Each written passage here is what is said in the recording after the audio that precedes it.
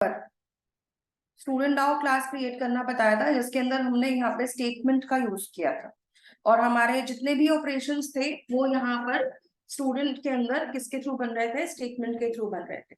आज मैं आप लोगों को सबको प्रिपेयर्ड स्टेटमेंट बता रही हूँ कि प्रिपेयर्ड स्टेटमेंट कैसे काम करती है। देखो, प्रिपेयर्ड स्टेटमेंट स्टेटमेंट का ही सब्स्टिट्यूट होता है। अगर आप स्टेटमेंट की जगह उसे यूज करना चाहते हैं तो इजीली यूज कर सकते हैं। तो मैं जो स्टूडेंट्स वाला डाउ वाला प्रोग्राम है, इसी को मैं एक बार सेव एज कर रही हूँ और यहाँ पर मैं आपको प्रिपेयर्ड स्टेटमेंट की हेल्प से ये पूरा प्रोग्राम दोबारा बनाकर दिखाना पड़ेगा, इसलिए मैंने इसका नाम चेंज कर दिया। एंड एक काम करते हैं, चलिए यहाँ पे देखते हैं, रीनेम टाइप टू स्टूडेंट डाउ 1 कर देते हैं। अब देखो, यहाँ पर अगर मान लीजिए आपको यहाँ पे कुछ भी काम करवाना है तो स्टेटमेंट से ना करवा के आप प्रिपेयर्ड स्टेटमेंट भी यूज कर सकते हो। ठीक है, तो प्रिपेयर्ड स्टेटमेंट का यूज करना है। तो मैं यहाँ पे नाम चेंज करके पीएस कर देती हूँ। तो जब आपके पास यहाँ पर प्रिपेयर्ड स्टेटमेंट आ जाता है तो प्रिपेयर्ड स्टेटमेंट के अंदर आपको चेंजेस क्या लाने हैं प्रोग्राम में, वो देखते हैं। देखो, सबसे पहले जो हम यहाँ पे लिखते थे ना, st equals to con dot create statement, ये नहीं लिखना है। अगर आप प्रिपेयर्ड स्टेटमेंट लिख रहे हो तो आपको लिखना है ps equals to con dot prepare statement, और जो क्वेरी है वो आपको यहीं पर बतानी पड़ेगी। ओके, अब देखो, सिलेक्ट स्टार फ्रॉम स्टूडेंट्स की जो क्वेरी है वो यहाँ पर ऐसे का ऐसे ही चल जाएगा। फिर आप जब यहाँ पर लिखोगे ना st डॉट एग्जीक्यूट क्वेरी, तो यहाँ पे क्वेरी बताने की जरूरत नहीं है और यहाँ पे आप बस लिखोगे ps dot execute query. Okay, तो ये चेंज आएगा यहाँ पर कि जहां पर हमने प्रिपेयर्ड स्टेटमेंट का यूज किया, तो ps equal to con dot prepare statement लग जाएगा और क्वेरी ऊपर आ जाएगी। नीचे लिखना है rs equal to ps dot execute query. तो इस वे में आप स्टेटमेंट की जगह प्रिपेयर स्टेटमेंट कहाँ लगा रहे हो, गेट रिकॉर्ड्स वाले फंक्शन में लगा रहे हो। इसके बाद अगला टास्क ये देखते हैं, अगले ऑप्शन पे आते हैं जो हमारा अगला वाला फंक्शन है। जब आप लोग इंसर्ट रिकॉर्ड पे जा रहे हो तो इंसर्ट रिकॉर्ड पे अभी तक आपको क्या करना पड़ता था कि यहाँ पर जब आप क्वेरी लिखते थे तो बीच में आपको डबल कोट्स प्लस प्लस करके ब्रैकेट्स के बीच में वैल्यू लगानी पड़ती थी। तो ये वाला जो टर्म्स था ना, थोड़ा सा कंफ्यूजन क्रिएट कर देता था। तो हम क्या करते हैं, इसको चेंज करते हैं। अगर आप एक प्रिपेयर्ड स्टेटमेंट बना रहे हो तो प्रिपेयर्ड स्टेटमेंट के लिए क्वेरी लिखने का तरीका ये रहेगा कि आप लिखो पहले तो इंसर्ट इनटू स्टूडेंट्स वैल्यूज, इसके बाद ब्रैकेट्स लगा दो और यहाँ ब्रैकेट्स के अंदर आपको जितनी भी वैल्यू यहाँ पर ऐड करनी थी, कितनी वैल्यूज ऐड करनी थी, एक बार यहाँ से देख लेते हैं। कितनी वैल्यूज थी, 7 वैल्यूज थी, क्योंकि हमने 7 पैरामीटर्स दे रखे थे। ठीक है, तो 7 वैल्यूज अगर ऐड करानी है तो वैल्यूज के बीच में उतने ही क्वेश्चन मार्क्स लगाते जाओ। तो हम क्या लगाएंगे, question mark comma question mark. तो कितने क्वेश्चन मार्क्स चाहिए, जितनी वैल्यूज है। तो 1 2 3 4 5 और फिर आ जाएगा 6 नंबर और ये आएगा 7 नंबर। तो ये हमारा क्या बन गया, यहाँ पर क्वेरी तैयार है। इसके बाद आपको बस ये करना होगा कि जब आप यहाँ पर आओगे और इसकी जगह पे ps equals to con dot prepare statement लोगे, तो क्वेरी तो आपने बताना ही बताना है, बट क्वेरी के अंदर आपको क्या करना है, अपनी वैल्यूज को भी ऐड करना है, क्योंकि हमने वैल्यू तो ऐड किया नहीं यहाँ पर। तो एग्जीक्यूट अपडेट तो हम नीचे लेंगे, लेकिन यहाँ पर हम बस ये चेंज कर देंगे अब कि ps डॉट करके वैल्यू को ऐड करेंगे। अब अगर इंट की वैल्यू ऐड करा रहे हो तो सेट इंट, स्ट्रिंग की करा रहे हो तो सेट स्ट्रिंग, तो इस तरह से आपको वैल्यू लेना होगा। तो सेट इंट ले लेते हैं, पहली वैल्यू रोल नंबर की थी। तो अब आपको ना यहाँ पर जो क्वेश्चन मार्क का सीक्वेंस है उसी के हिसाब से वैल्यूज डिफाइन करनी है। जैसे पहले वाले क्वेश्चन मार्क में रोल नंबर जाएगा, तो यहाँ पर हम लिख देते हैं s1 dot gate roll number. फिर दूसरे क्वेश्चन मार्क में क्या जा रहा है, नेम जा रहा है, तो सेट स्ट्रिंग दूसरे क्वेश्चन मार्क में क्या आ जाएगा, s1 डॉट गेट नेम।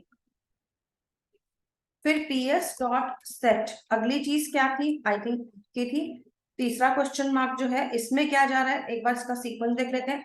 तीसरे में जाएगा एज और चौथे में जाएगा कोर्स। तो हम उसी सीक्वेंस को यहाँ पर फॉलो करेंगे अपने प्रोग्राम के अंदर। ओके, तो आप क्या करोगे, जब आप यहाँ पे वैल्यू डिफाइन कर रहे हो तो तीसरे नंबर पे क्या आनी है, इंट की वैल्यू है। तो हम सेट इंट ले लेते हैं तीसरे नंबर पे और यहाँ पे लिख देते हैं s1 डॉट गेट एज। फिर लेंगे ps डॉट सेट स्ट्रिंग, चौथे नंबर पे क्या आना था, कोर्स आना था, तो s1 डॉट गेट कोर्स आ जाएगा। फिर ps में अगली वैल्यू किस चीज की है, कोर्स के बाद है फीस और सिटी, तो फीस सिटी और पासवर्ड आना है। तो फीस की जो वैल्यू है वो फ्लोट में है, तो आप लिखोगे सेट फ्लोट, और यहाँ पे हमारे पास जो 5th नंबर वैल्यू है इस पे आ जाएगा s1 डॉट गेट फीस। फिर ps डॉट सेट हम क्या लेंगे, यहाँ पर इसके अंदर ले लेंगे कोर्स फीस, और उसके बाद आपके पास क्या आ जाएगा, सिटी, तो सिटी की वैल्यू भी स्ट्रिंग में आएगी, तो 6 नंबर पे क्या आ जाएगा, s1 dot gate city. ps dot set, इसके बाद हमारे पास अगली चीज थी पासवर्ड की, तो वो भी स्ट्रिंग में ही है, तो 7 नंबर पे हम लिख देंगे s1 डॉट गेट पासवर्ड। तो इस तरीके से हम यहाँ पे सारी वैल्यूज को सेट करेंगे, मतलब हमें क्वेरी के बीच में लगाने की जरूरत नहीं है, वहां सिर्फ क्वेश्चन मार्क लगाना है। यहाँ पे आकर जब प्रिपेयर स्टेटमेंट को प्रिपेयर कर लोगे तो वैल्यू को सेट करवा दोगे। जब सारी वैल्यू सेट हो जाएंगी तो ps डॉट एग्जीक्यूट अपडेट चला देंगे, बिना किसी क्वेरी के, बीच में कुछ नहीं लिखना है, और आपकी क्वेरी चलकर रिकॉर्ड इंसर्ट हो जाएगा। ओके, तो इस तरीके से भी आप रिकॉर्ड को इंसर्ट करवा सकते हो। इसके बाद ऐसा ही काम हमें अगले ऑप्शन में भी करना है, तो यहाँ पर आते हैं जहां पे हम लॉगिन चेक करा रहे थे, तो लॉगिन जहां चेक करा रहे थे ना, इस वाली क्वेरी में भी हम वही काम करेंगे। यहाँ पे हम लिखेंगे roll number, select star from students where roll number equals to question mark and password equals to question mark। तो यहाँ पे आपने क्या करना है, वैल्यू इस तरह से लेनी है। अब इसके बाद जब यहाँ पर आओगे तो जब स्टेटमेंट को क्रिएट करोगे तो क्या लिखोगे, ps equal to con dot prepare statement, तो क्वेरी दे दिया। अब जब क्वेरी लग गया तो ps डॉट सेट क्या कर देंगे, अब देखो यहाँ पे पहला क्वेश्चन मार्क जो है वो रोल नंबर के लिए था, तो इंट की वैल्यू आएगी, तो सेट इंट पहले क्वेश्चन मार्क में आ जाएगा id, ठीक है, एंड साथ में ps डॉट सेट स्ट्रिंग दूसरे क्वेश्चन मार्क में था पासवर्ड, तो सेट स्ट्रिंग में आ गया वो, और यहाँ पे हम क्या लिख देंगे, पासवर्ड वेरिएबल। तो जब दोनों वेरिएबल सेट हो गए तो rs में हम st की जगह एक तो ps लगा देते हैं, और st डॉट एग्जीक्यूट क्वेरी में से क्वेरी हटा देंगे क्योंकि वो ऑलरेडी ऊपर लग चुकी थी। एंड आफ्टर दैट बाकी का प्रोग्राम सेम टू सेम चलेगा जैसे पहले चल रहा था, जैसे हम rs डॉट नेक्स्ट करके वैल्यू गेट करवा रहे थे, तो इसमें कोई चेंज नहीं आएगा। तो इस वे में भी आप प्रिपेयर्ड स्टेटमेंट यूज कर सकते हो। अब आते हैं गेट रिकॉर्ड, जो सिंगल रिकॉर्ड हमने गेट करने का फंक्शन बनाया था, इसमें अगर मुझे चेंज डालना है तो मुझे क्या करना है, बस रोल नंबर के बाद एक क्वेश्चन मार्क लगाना है, और फिर यहाँ पे आके हम लिखेंगे ps equals to con dot prepare statement, और एक क्वेरी बता दिया। फिर ps डॉट क्या करेंगे, सेट करवाएंगे इसमें रोल नंबर, तो सेट रोल नंबर क्या है, इंट का वैल्यू है, तो 1 नंबर पे रोल नंबर आ गया। इसके बाद यहाँ जाते हैं तो यहाँ लिखेंगे ps डॉट एग्जीक्यूट क्वेरी, और इसकी क्वेरी हटा के छोड़ देते हैं। तो इस वे में यहाँ पर हमारी प्रिपेयर्ड स्टेटमेंट लग जाएगी। सेम वे में अगले ऑप्शन में आएंगे जहां पे हम फेच रिकॉर्ड्स कर रहे थे, यहाँ पर भी हम यही काम कर सकते हैं। तो यहाँ पर हम क्या करते हैं, यहाँ पर हम लिमिट के बाद क्वेश्चन मार्क फिर कॉमा के बाद क्वेश्चन मार्क लगा के छोड़ देते हैं, और इन्हें हटाते हैं और यहाँ पे डबल कोट्स बंद कर देंगे। फिर यहाँ पे हमें बस ये करना है कि ps equals to con dot prepare statement, और क्वेरी आ गई, एंड आफ्टर दैट यहाँ पर आ गए, so ps dot execute query करेंगे, और यहाँ पर ps डॉट सेट इंट करेंगे 1 नंबर पे स्टार्ट की वैल्यू, और ps dot set int 2 number पे टोटल की वैल्यू। तो इस तरह से आपकी जो क्वेरी है वो तैयार हो जाएगी यहाँ पर। ओके, तो इसमें हमने प्रिपेयर्ड स्टेटमेंट, तो प्रिपेयर्ड स्टेटमेंट बस करना क्या होता है कि जहां जहां वैल्यू आनी होती है वहां वहां क्वेश्चन मार्क लगते हैं, और फिर उसी क्वेश्चन मार्क के सीक्वेंस में हम वैल्यू को सेट करवा लेते हैं। तो इसमें काम थोड़ा आपके लिए इजी हो जाता है क्योंकि इससे फिर कंफ्यूजन कम रहेगी आपके पास। फिर ऐसे ही डिलीट वाले में आते हैं, डिलीट वाले में भी मैं क्या करती हूँ, यहाँ से रोल नंबर हटा के क्वेश्चन मार्क लगा देते हैं, यहाँ आके क्या लिख देंगे, PS equals to con dot prepare statement, query यहाँ लगा दिया। फिर यहाँ पे आके क्या लिखना है, PS dot PS dot set int, 1 number पे क्या लगा देंगे, रोल नंबर लगा देंगे। इसके बाद यहाँ पर लिखेंगे इसके अंदर RS इक्वल्स टू, ठीक है, और RS equals to PS dot execute query and sorry my mistake, RS में नहीं जाएगा, यहाँ पर ये वैल्यू किस पे जाएगा, इंट में था तो स्टेटस ले लेते हैं, status equals to PS dot execute update, जिससे कि रिकॉर्ड डिलीट हो जाएगा। तो ये हमारा जो टास्क था वो डिलीशन वाले में भी हो गया। ऐसे ही यहाँ पर जो हमने मैम अपडेट सिटी वाला ऑप्शन था, हाँ जी बताइए। मैम यहाँ पर जो आपने बताया था PS डॉट सेटेंट पे, तो जो रोल नंबर के साथ 1 दिया हुआ है वो सीरियल नंबर है क्या? वो हर हाँ बार जी, आ रहा है जैसे मैम? कहाँ पे कह रहे हैं? मैम वो जो रोल नंबर पे है ना PS डॉट सेटेंट पे, तो रोल नंबर के जो साथ में 1 है वो सीरियल नंबर है क्या मैम? हाँ हर बार जी, ये ऐसा लिखना सीरियल नंबर पड़ेगा? होता है क्वेश्चन मार्क का। जितने क्वेश्चन मार्क्स होते हैं, अब एक ही क्वेश्चन मार्क है तो वो 1 पे ही जा रहा है, राइट। अगर दो ओके होते मैम। हैं तो पहला 1 पे दूसरा 2 पे, तो क्वेश्चन मार्क का सीक्वेंस हो जाता है। ठीक है मैम। ओके, तो देखो ऐसे ही अपडेट सिटी में, देखो अपडेट सिटी में क्या काम करना था हमने, यहाँ पर हमने स्कैनर लिया था कॉन डॉट प्रिपेयर स्टेटमेंट। चलो पहले तो हम क्वेरी यहाँ पर बना लेते हैं। तो हमने यहाँ पर क्वेरी जो बनानी थी वो किसके लिए बनानी थी, प्रिपेयर स्टेटमेंट के लिए। तो हम क्या कर रहे हैं, यहाँ पर हम सबसे पहले तो इसको हटाते हैं। हम यहाँ पे रिकॉर्ड को गेट करने के लिए गेट रिकॉर्ड फंक्शन को कॉल कर रहे थे। रिकॉर्ड की ऑप्शन वहां से आ जाएगी, अगर बुलियन वैल्यू ट्रू है तो हमने एक नई वैल्यू लिया।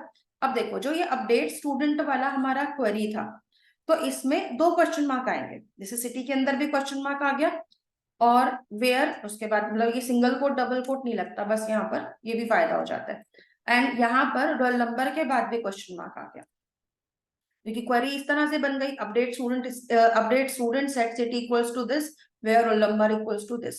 तो ये जो क्वेरी बनी है, इस क्वेरी को चलाने के लिए हमें काम क्या करना है, यहाँ आके लिखना है PS equals to con dot prepare statement, और इसको क्वेरी दे देना है। फिर क्वेरी देने के बाद PS डॉट सेट कराते हैं। अब देखो पहली चीज आ रही है सिटी, सिटी का क्वेश्चन मार्क है, तो पहले नंबर पे सिटी की वैल्यू आएगी, तो सेट स्ट्रिंग कर देते हैं, और इसका क्वेश्चन मार्क नंबर हो गया 1। फिर यहाँ आके क्या लिखेंगे, यहाँ पर आकर हम लोग सिटी की वैल्यू को प्रोवाइड कर देंगे। ऐसे ही दूसरा जो क्वेश्चन मार्क है वहां पे आ रहा है रोल नंबर, तो सेट क्या लेंगे, इंट ले लेते हैं, और 2 नंबर पे रोल नंबर ऐड कर देते हैं। और इसके बाद आप स्टेटस में जाकर क्या लिखोगे, PS डॉट एग्जीक्यूट अपडेट, और यहाँ पे क्वेरी लेने की जरूरत नहीं है, ये पहले से लगेगी। तो ये चीज हमारी चल जाएगी, तो सीक्वेंस नंबर इसी तरह से मेंटेन होगा आपका। तो यहाँ पर आपके पास जब सारी वैल्यू आ गई, तो अब उसके बाद आप प्रोग्राम चलाकर देख सकते हो, जैसा भी आपको चलाना है। जैसे कि अभी ये अपडेशन वाला ही काम हमने लास्ट करवाया था, इसको देख लेते हैं। तो इस वे में हमारी प्रिपेयर्ड स्टेटमेंट आ जाती है, टास्क वही है, बस करने का तरीका बदल जाएगा। अगर मैं यहाँ पर 102 या फिर 104 वाला रिकॉर्ड दे देती, तो ये 104 रिकॉर्ड है जिसकी सिटी नोएडा है, तो मैंने नई सिटी लगाई दिल्ली, तो हमारे पास इसकी सिटी बदल के आ जाएगी, रिकॉर्ड अपडेटेड सक्सेसफुली। अगर मैं इस प्रोग्राम के अंदर सारे रिकॉर्ड्स को देखना भी चाहती हूँ तो मैं वो भी देख सकती हूँ। कैसे, देखिए हाँ एक काम करते हैं कि जो गेट रिकॉर्ड वाला फंक्शन है ना, उसको भी चला देते हैं साथ के साथ में। उससे क्या रहेगा कि हमें रिकॉर्ड मिल भी, तो ये वाला जो लाइन था इसको अपडेट के बाद में एक बार चलाते हैं, ठीक है।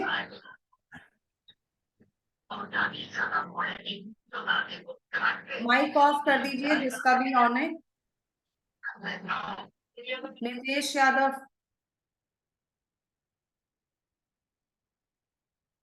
तो अगर मान लीजिए हमने यहाँ पर 102 रिकॉर्ड किया, तो 102 रिकॉर्ड की सिटी दिखा रहा है दिल्ली।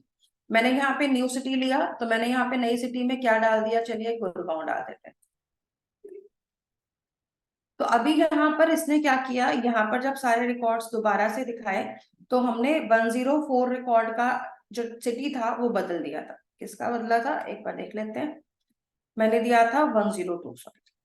तो 102 का जो सिटी था वो यहाँ पर अब आपको गुड़गांव मिल जाएगा। ओके, तो इस वे में ये क्या करेगा, सारे रिकॉर्ड्स में हम अपडेशन का काम करवा रहे हैं। तो प्रोग्राम बिल्कुल वैसा ही चलेगा जैसे पहले चल रहा था, बस डिफरेंस ये आ जाता है कि अब आप यहाँ पर वैल्यूज को यहाँ ना लिखकर क्वेश्चन मार्क लिख दोगे और बाद में वैल्यू को सेट करवा दोगे। तो प्रिपेयर्ड स्टेटमेंट समझ में आ रहा है सबको कैसे काम कर रहा है?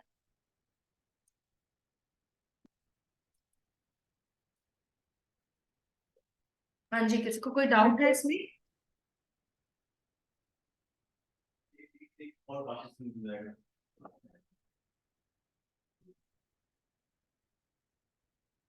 ओके, चलिए तो फिर इसमें हम आगे का देखते हैं। तो जैसे अभी मैंने यहाँ पे प्रिपेयर्ड स्टेटमेंट बताया है, ऐसे ही एक और स्टेटमेंट भी होती है जिसको हम बोलते हैं कॉलेबल स्टेटमेंट।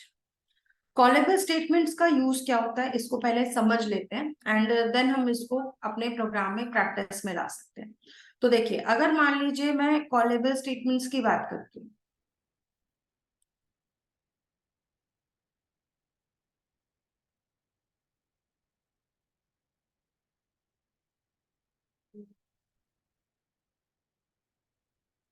तो अगर हम यहाँ पे कॉलेबल स्टेटमेंट लेते हैं,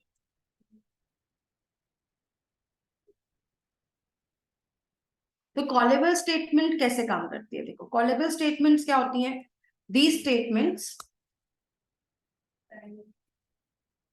are used to call stored procedures from the database। तो वहां पर अगर आपने कोई स्टोर्ड प्रोसीजर बना रखा है तो उसे कॉल करने के लिए हम यूज करेंगे कॉलेबल स्टेटमेंट्स का। कॉलेबल स्टेटमेंट्स को अगर हमें यूज करना है तो उसके लिए हमारे पास कुछ स्टोर्ड प्रोसीजर्स बने भी होने चाहिए। ठीक है, तो स्टोर्ड प्रोसीजर्स क्या होते हैं पहले तो इसको समझ लेते हैं। ठीक है, तो stored procedures are used to create, या फिर ये कह सकते हैं, पहले तो इसको डिफाइन कर देते हैं। चलिए, so stored procedures are predefined functions of SQL। We can execute a group of queries in stored procedures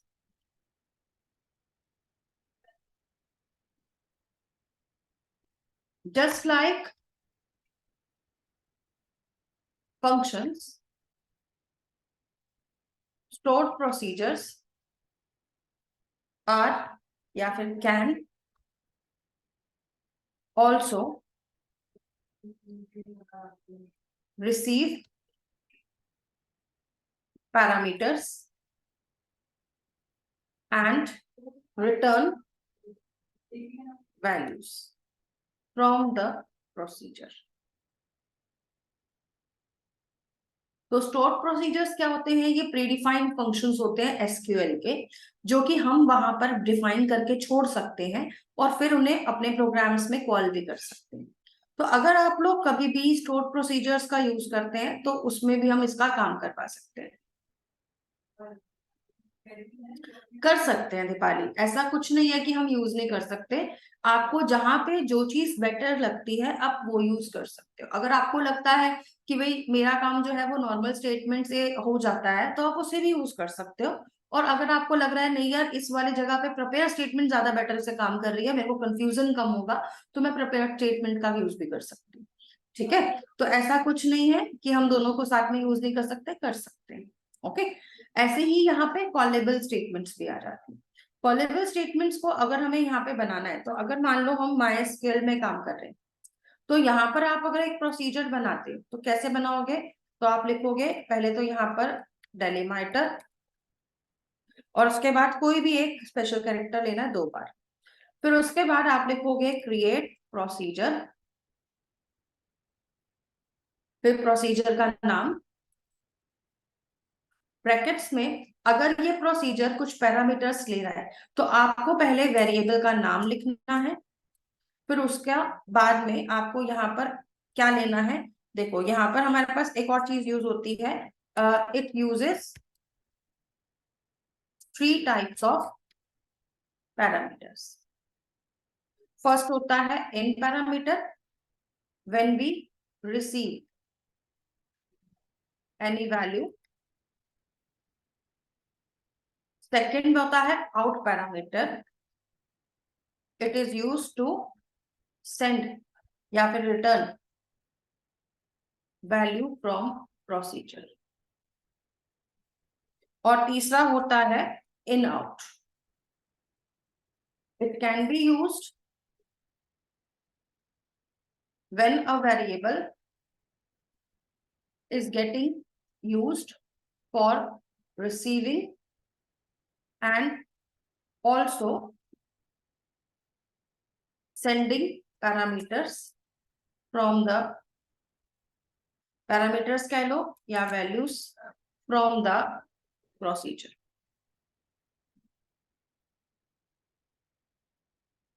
okay, तो in out and in out ये 3 पैरामीटर्स टाइप होते हैं जो हम यहाँ पे यूज कर सकते हैं। तो जब आप प्रोसीजर बनाओगे तो प्रोसीजर में वेरिएबल के नाम के बाद पहले आप लोग क्या करते हैं, यहाँ पर क्या डिफाइन करते हो, पैरामीटर डिफाइन करते हो कि किस टाइप का पैरामीटर है। उसके बाद वेरिएबल का नाम आएगा और फिर यहाँ पर डेटा टाइप आएगा कि वो किस टाइप का वेरिएबल है। सेम वे में दूसरा अगर कोई वैल्यू है तो वहां पर भी सेम होगा, पहले पैरामीटर फिर वेरिएबल का नाम फिर स्पेस के बाद डेटा टाइप। तो करते करते आपको जितनी भी वैल्यूज देखनी है वो आप यहाँ देंगे। इसके बाद आप लिखोगे बिगिन, बिगिन के बाद यहाँ पर हमारी आ जाएगी क्वेरीज जो भी तुम्हें एग्जीक्यूट करनी है, और लास्ट में आप एंड लिखोगे और एंड के बाद में स्पेशल कैरेक्टर लिखोगे जो भी आपको यूज करना है टू एंड दिस प्रोसीजर। तो आपको इस तरह से MySQL में प्रोसीजर टाइप करवाना है। तो अभी क्या करते हैं, सबसे पहले MySQL में आके प्रोसीजर बनाना सीखते हैं आज, फिर इसको चलाना भी सीखेंगे MySQL से भी और फिर हमारे JDBC से भी। तो अगर हम लोग यहाँ पे आते हैं, यहाँ पे क्या करते हैं, MySQL वर्कबेंच खोलते हैं।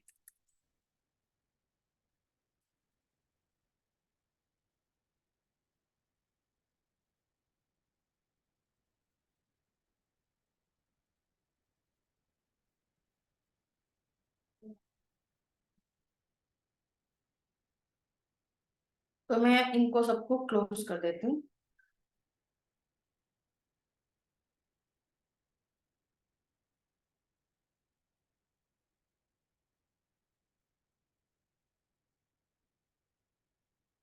और इसके बाद मैं एक नई फाइल निकाल देती हूँ। अब यहाँ पे आकर अगर मुझे एक प्रोसीजर बनाना है तो सबसे पहले तो मुझे अपना डेटाबेस यूज में लाना होगा। तो हम यहाँ पे यूज कर लेते हैं प्रैक्टिस वाले डेटाबेस, ठीक है।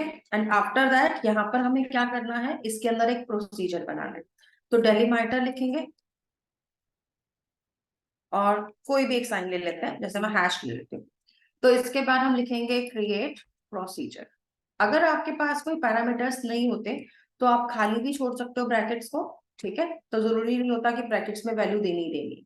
तो अभी हम एक सिंपल सा प्रोसीजर बना के देख रहे हैं जो कि कोई पैरामीटर नहीं ले रहा है और ना ही कोई रिटर्न वैल्यू दे रहा है। तो क्रिएट प्रोसीजर बनाते हैं और क्रिएट प्रोसीजर लेने के बाद यहाँ पे हम प्रोसीजर का नाम लिख लेते हैं। जैसे कि ये प्रोसीजर क्या करेगा, ये प्रोसीजर यूजर को सारे के सारे रिकॉर्ड्स को गेट करके देगा। तो मैंने गेट रिकॉर्ड्स नाम का प्रोसीजर बना दिया और इसके बाद यहाँ पर आकर हम बिगिन लिख देते हैं और यहाँ पे अपनी क्वेरी लिख देते हैं सिलेक्ट स्टार फ्रॉम स्टूडेंट्स, ठीक है। और इसके बाद चलो मैं भी इसको सिंपल रखती हूँ और एंड करने बाद यहाँ पे हम एंड हैश कर देते हैं। तो ये तुम्हारा प्रोसीजर क्रिएट हो गया। अब क्रिएट तो हो गया लेकिन इसको एग्जीक्यूट कराना है, तो जैसे हम बाकी क्वेरीज एग्जीक्यूट करवाते हैं वैसे इसे भी कराएंगे। तो यहाँ पे क्या करेंगे, कंट्रोल एंटर। तो देखो नीचे क्या लिखा हुआ आ गया, क्रिएट प्रोसीजर के लिए ग्रीन में आ गया, 0 रो अफेक्टेड। अगर आप यहाँ पे अपने इन मॉड्यूल्स को क्या करते हो, रिफ्रेश करते हो, तो यहाँ पर आपको स्टोर प्रोसीजर्स में की लिस्ट में गेट रिकॉर्ड्स का प्रोसीजर दिख जाएगा। अब अगर ये प्रोसीजर बन चुका है तो इसको कॉल कैसे करना है, तो आपको सिंपल लिखना होता है कॉल और कॉल के बाद प्रोसीजर का नाम। अब क्योंकि कोई वैल्यूज नहीं है तो आप इसको सिंपल लिखोगे और कंट्रोल एंटर प्रेस करोगे, तो ये प्रोसीजर जब चलेगा तो ये आपको सारे रिकॉर्ड्स को गेट करके देगा। ओके, तो अगर मैं इस टाइप का एक प्रोसीजर यहाँ पे बना रही हूँ गेट रिकॉर्ड्स, अब मैं इसी गेट रिकॉर्ड्स के प्रोसीजर को कहाँ से कॉल करना चाहती हूँ, अपने प्रोग्राम से कॉल करना चाहती हूँ। तो मैं यहाँ पर एक नई क्लास बना देती हूँ, स्टूडेंट्स डाओ 2। अब इस स्टूडेंट्स डाओ 2 में मैं क्या करती हूँ, जो कनेक्टिविटी वाला काम था ना शुरू शुरू का, वो मैं ले लेती हूँ सबसे पहले। तो यहाँ पे जो कनेक्शन वाला काम था और साथ में ये जो कंस्ट्रक्टर बना रखा था, ये कंस्ट्रक्टर हमें चाहिए होगा, तो इसे हम कॉपी पेस्ट कर लेते हैं। यहाँ पर मैं स्टेटमेंट की जगह पे कॉलेबल स्टेटमेंट ले लूँ और यहाँ पे क्या करते हैं, इसकी जगह पे क्या लिख देते हैं, स्टूडेंट डाउन। ठीक है, और यहाँ पर जब आएंगे तो कंपनी 2 की जगह पे हम अपना नया डेटाबेस जो है प्रैक्टिस, उसको मेंशन कर देंगे। इसके बाद यहाँ पर आपका ये वाला कनेक्शन तो क्रिएट हो गया। अब बाकी का काम क्या करना है, मान लो मुझे